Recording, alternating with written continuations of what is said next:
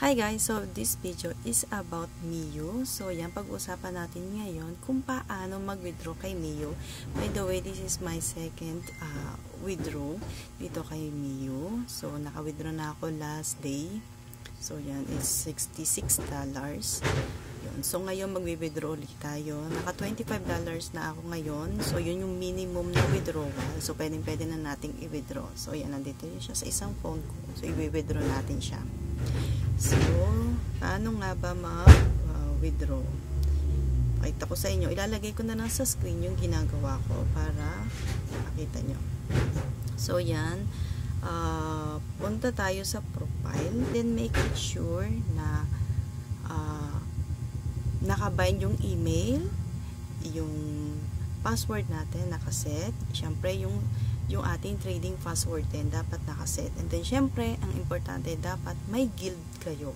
And level 15 pataas. So, yun yung ano ng pag-withdraw.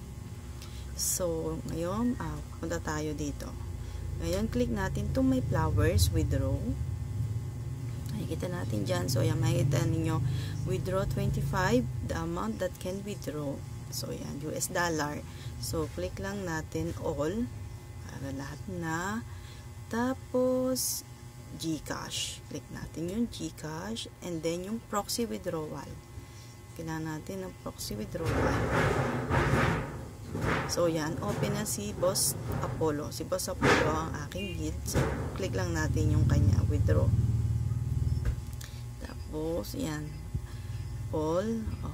And withdraw. Tapos, confirm. Confirm natin na si Boss Apollo. Okay, confirm. Tapos, yung trading password. Lagay natin. Trading password is okay, confirm. Ayan, confirm na natin. Withdraw ulit. Click withdraw. Confirm. Ayan. Tapos, nag-send na kay Boss Apollo yung inano ko, yung withdraw ko. So, yan. Nakalagay dito sa message ko kay Boss Apollo, I want to withdraw 23. O, naging 23 na lang siya kasi, ewan ko. Pero 25 yung withdraw ko. Okay, view orders.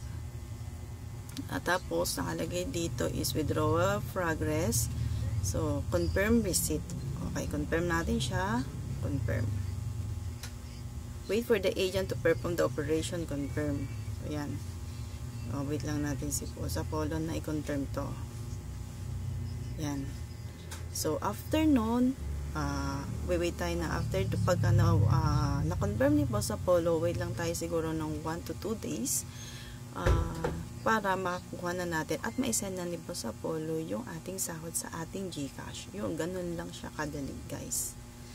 Okay, so makikita nyo dito, balik na tayo. Nag-zero na yung aking ipon dito sa ating flowers. Ayan. So, yan.